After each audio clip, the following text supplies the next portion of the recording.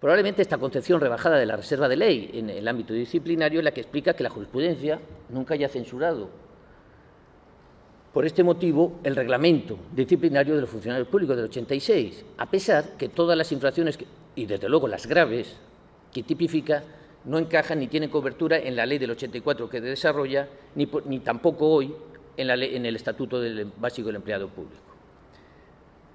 Bueno, en este contexto aparece la ley, que no hace más que echar más leña al fuego y destapar unas dudas que algún tribunal contencioso ya había notado al advertir que con la ley del empleado público, con el Estatuto Básico, todo el régimen disciplinario y sobre todo las faltas graves habían quedado sin cobertura y, por tanto, incumplían el 25 de la Constitución, la reserva de ley, y debían tenerse por anuladas. Ahora la ley tercia en este debate en el que conviven líneas jurisprudenciales distintas, porque es verdad que hay tribunales contenciosos que ya han notado algunos de estos asuntos, incluso ha llegado al Tribunal Constitucional.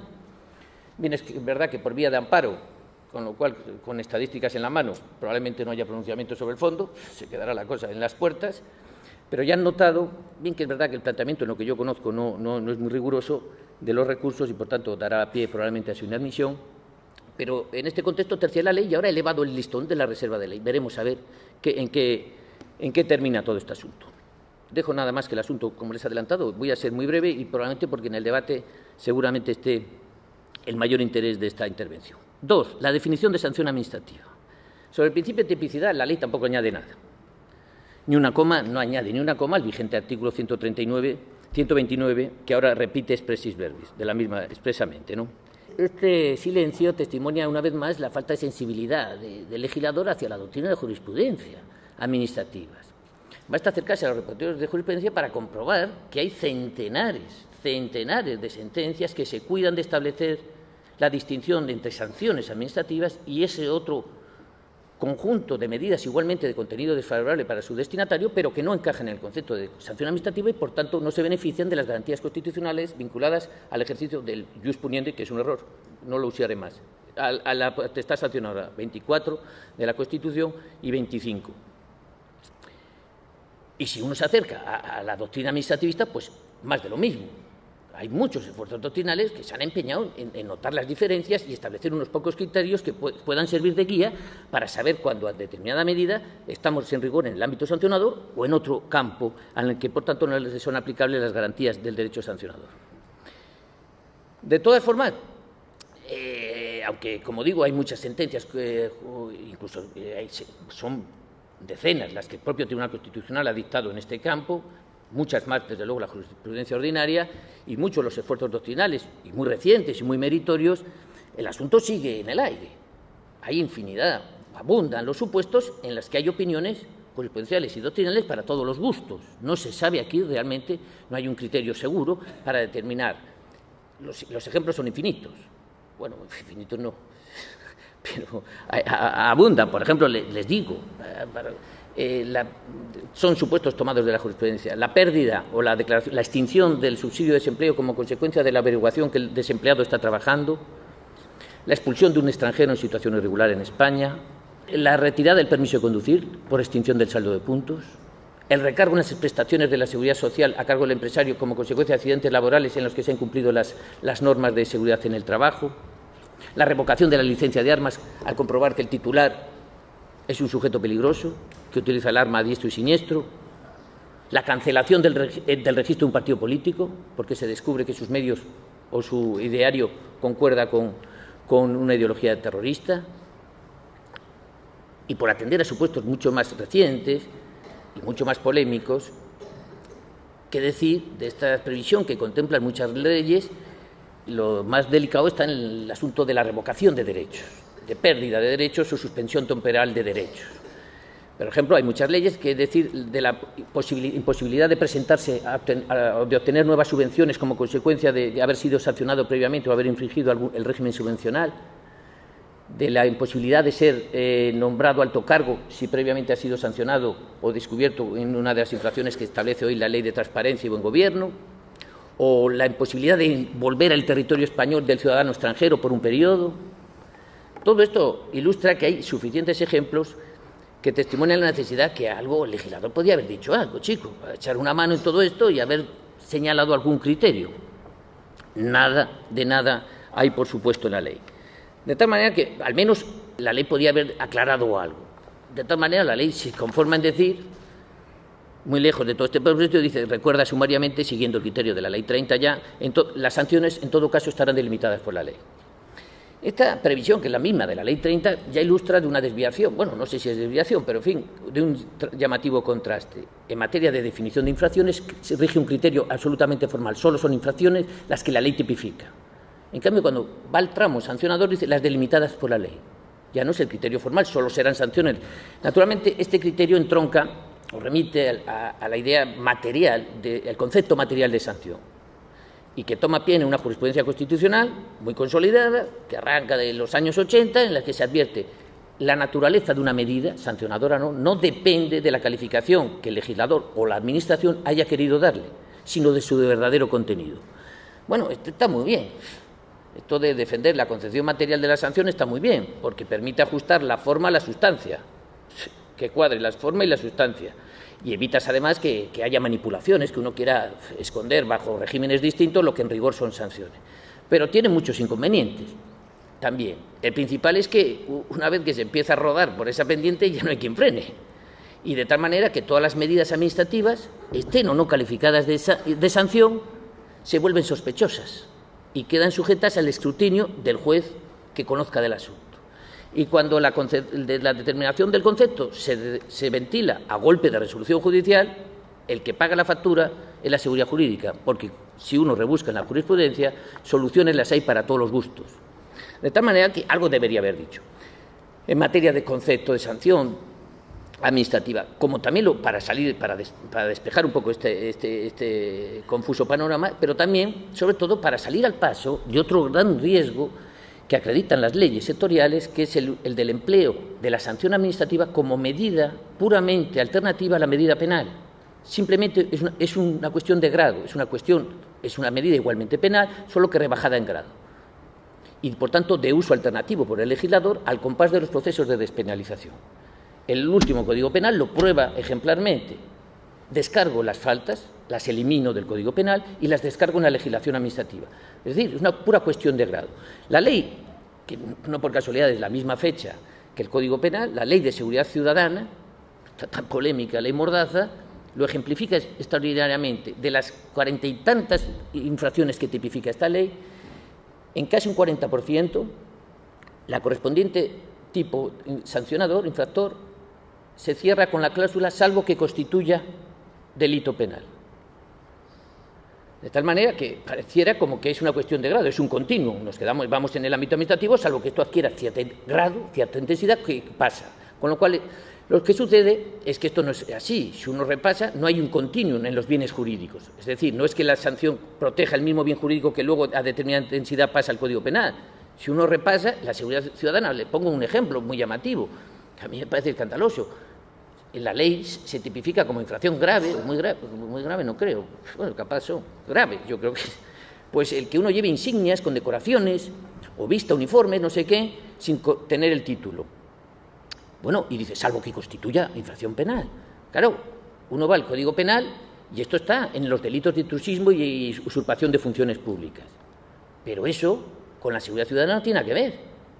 De hecho, porque uno lleva una chapa, una insignia o una toga, alteración de la seguridad ciudadana no hay por ningún lado, vamos, yo no la veo fácilmente, porque uno se cruce a uno vestido de enfermero, o de médico, o de juez, pues yo qué sé, pues mira, pues ahora en carnavales menos aún, pues será, o sea, perturbación no hay, la gente no se inquieta por estas cosas, y menos ya por una chapa, vamos, primero porque nadie lo advierte.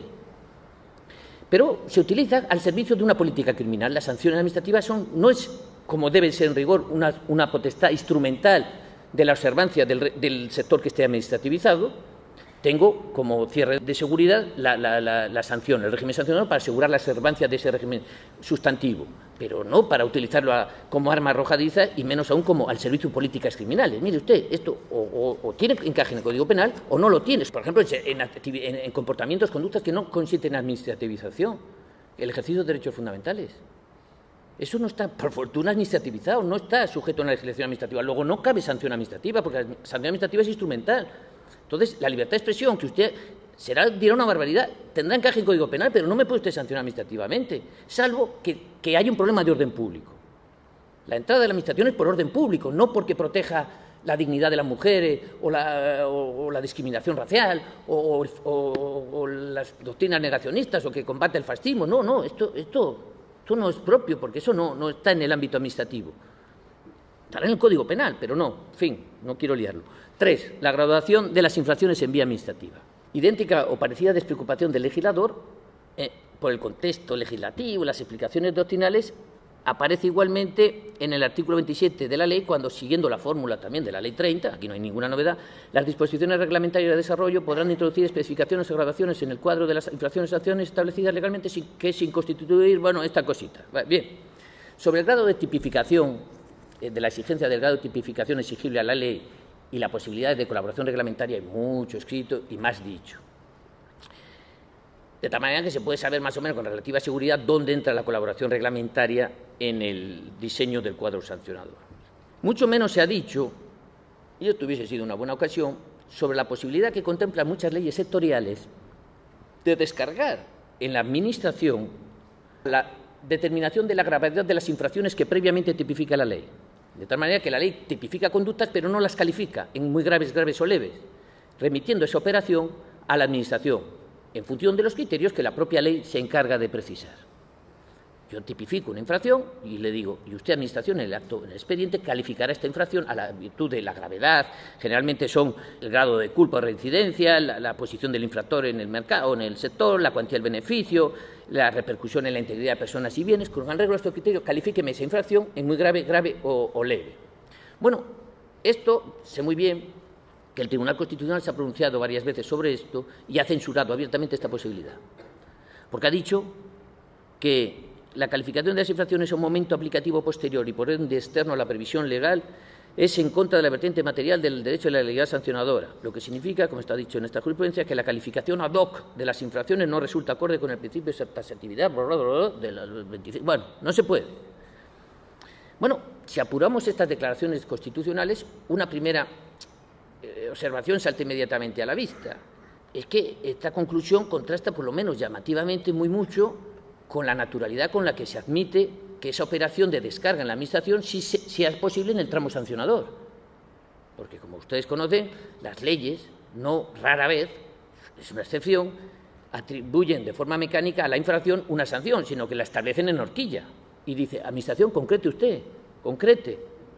Y determíneme, entre ese abanico que yo le concedo, la sanción que corresponde. De 1 a 100.000, pues dígame usted si me quedo en 500 o en 2.000. Y esto se admite con absoluta naturalidad. No, esta forma de tipificación de las sanciones, que es absolutamente frecuente y admitida, incluso llega en ocasiones a más. No es que le diga una horquilla, en ocasiones le concede a la Administración sanciones acumulativas, multa y cierre. Podrá además cerrar, ordenar la clausura, en ocasiones incluso de forma alternativa. Elija usted. Dice, podrá, en materia de extranjería es un ejemplo característico, elija usted entre la multa o la expulsión. Coño, pues no va de una cosa a otra ni nada. Y eso se admite. De tal manera que, si nos paramos un poco, una pregunta es inevitable. ¿Por qué esto sin derecho en el tramo sancionador y no en el tramo infractor? ¿Qué razón hay para que la Administración no pueda concretar la gravedad? Sobre todo porque si nos fijamos muy bien, cuando se trata de estos casos, lo que en rigor está arriesgándose, una vez que el principio de tipicidad está salvada, porque la conducta está descrita en la ley, lo que no está dicha es si es muy grave, grave o grave. Puede decir el legislador, pongo un ejemplo naturalmente inventado, conducir con exceso de velocidad. Eso está tipificado. Y ahora dígame usted la grave, si eso es muy grave, grave o leve. En función de las características, pues el riesgo que ha puesto la circulación, las circunstancias de la vía, no sé qué, dígame usted, y ahora califíquelo. Bueno, esto, cuando está salvado el principio de tipicidad en la ley, la determinación de su gravedad, en realidad no es tanto un problema de tipificación de la infracción, cuanto del tramo sancionador, porque a medida que asciendes en la escala de la gravedad de la infracción, asciendes en la escala de la sanción. O sea, visto que ya es infracción, lo único que me queda es determinar si es muy grave, grave, y esto lo es principalmente, aunque no solo, a efectos de determinar la sanción que le corresponde. Con lo cual, si apuramos incluso todo, estamos más bien en un problema de tipificación de las sanciones que no de las infracciones, ámbito en el que, como he recordado, todo parece valer hasta ahora. 4. La culpabilidad y la exigencia de dolo o culpa. La ley ahora sienta el criterio de, corrigiendo esta cláusula que despertó tanta polémica de la simple inobservancia, ahora son imputables solo a título de dolo o culpa. Bueno, naturalmente en esta declaración del proyecto hubo una apuesta decidida por la exigencia todo trance del criterio culpabilístico, en forma de culpa o dolo, o por decirlo negativamente, por cerrar cualquier vía a la responsabilidad que llaman objetiva o por simple inobservancia, que era, sin eufemismo, lo que en realidad concluía la regla de la Ley 30. Bueno, yo esta regla me parece, esto sí que es una novedad, pero me parece que está poco calibrada. Primero va a generar muchos problemas, porque son infinitas igualmente las leyes que no contemplan supuestos dolos, que contemplan la simple inobservancia, a título de simple inobservancia. Y hay infinidad, más aún, la larga lista de infracciones puramente formales en las que no hace falta lesionar ningún bien ni exigencia de dolo o culpa. Además, es una pretensión absolutamente irreal. Es que ni el ciudadano más atento de la culpabilidad, que es la conciencia de la antijuridicidad, o algo así, que yo tampoco sé muy bien qué es, pero ¿quién demonios sabe dónde están las infracciones? Pues si son infinitas, si es que ni el lector más atento te tienes que leer el BOE todos los días y no llegas. Si es que son millones, yo qué sé, ¿a qué he cometido una infracción? Pues seguro, viniendo para acá habré cometido 3, porque no las sé, las desconozco, ni el lector más atento puede saber. Entonces decirle a usted, es que usted es culpable, pues seré, pues claro, ¿y a qué título? No, pues es que no me da cuenta. No, eso no, tiene que ser usted culpable, muy culpable. Bueno, esto desarma un poco el derecho sancionador y reclama nuevamente es desatender a lo que importa, que es el derecho sancionador, tiene su lógica singular, no tiene que ver con el derecho penal, y esta ley sigue bebiendo del concepto único, macroconcepto del jus puniendi, y todo lo mismo, y esto es un poquitín menos, la hermana menor, la tonta, pero tiene que tener los mismos criterios, y va al mismo colegio y lleva el mismo uniforme y la... No, mire, pues esto es otra cosa, y mientras no reparemos en esto, pues la cosa se va liando. 5.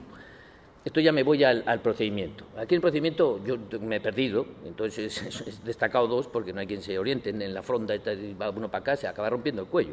Programa de clemencia, digo.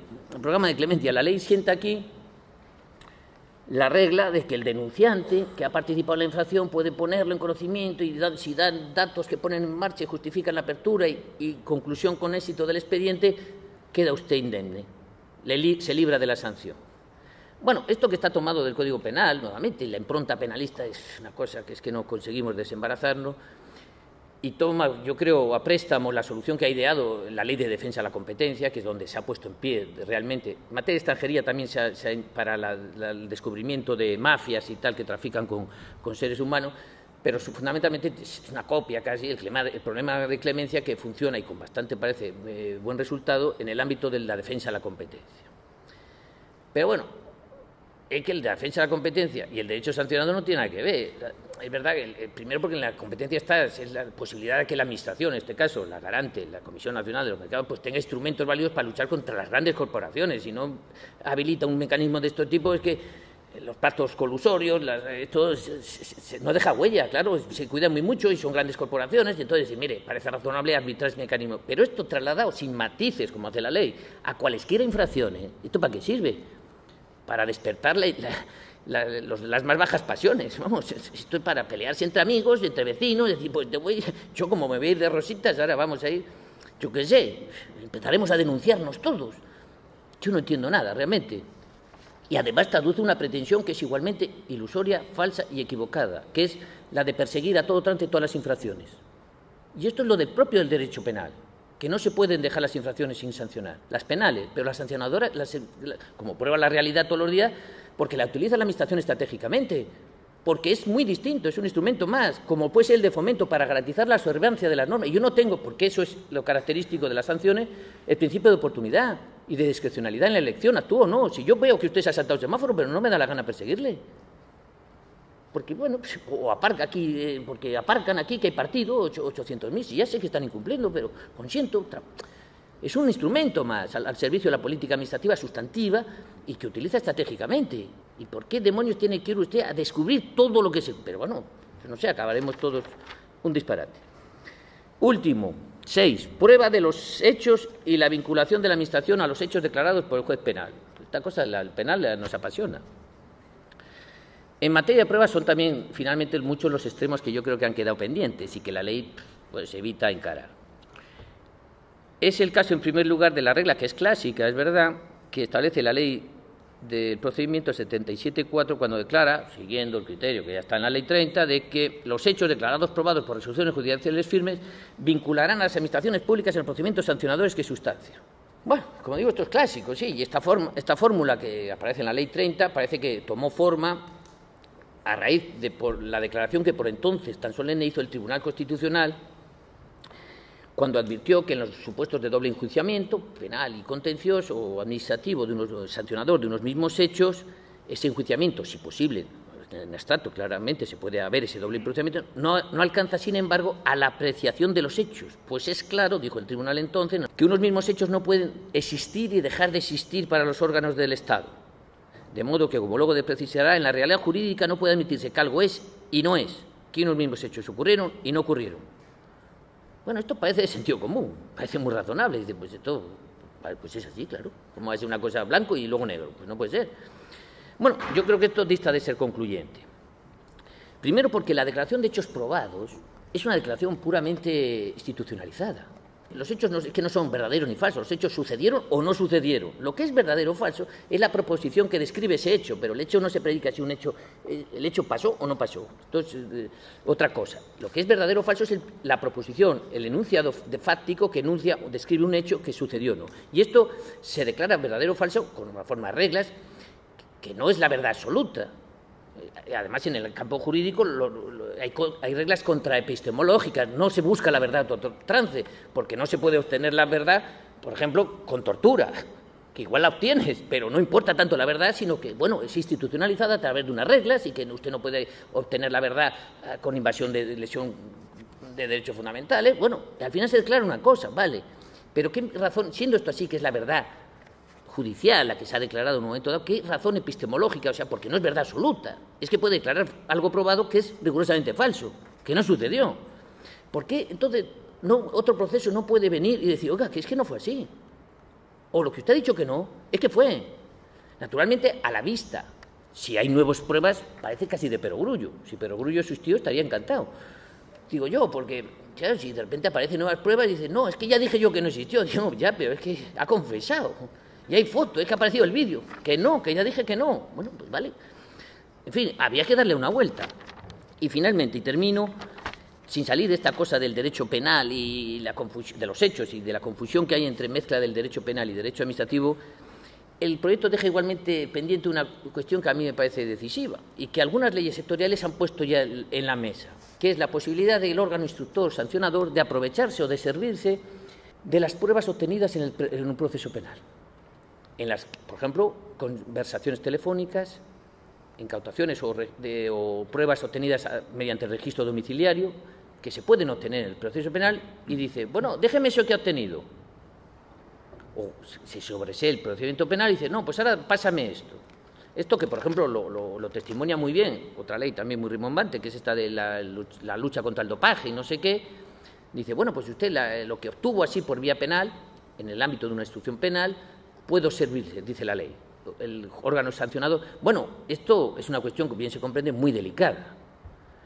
Y la jurisprudencia en algún caso ya ha salido al paso diciendo, oiga, parémonos un momento, porque, entre otras razones, y resumidamente con esto termino, porque lo que usted puede obtener por vía penal nunca lo podría obtener en vía contenciosa, porque administrativa sancionadora, que no tiene usted entradas domiciliarias, ni autorizaciones judiciales, ni intervención telefónica, ni nada, porque no está prevista. Solo está prevista para el ámbito penal. Y luego, si usted en el ámbito sancionador no puede tener esas pruebas, no venga aquí ahora a prevalerse de lo que ha obtenido allí. Esto es una cuestión muy delicada que habría que reflexionar. Bueno, como ven, pues muchos cabos sueltos que siguen ahí y que en fin, y que dan testimonio, creo que certifican que la ley pues merecería un par de vueltas. Nada más, muchas gracias.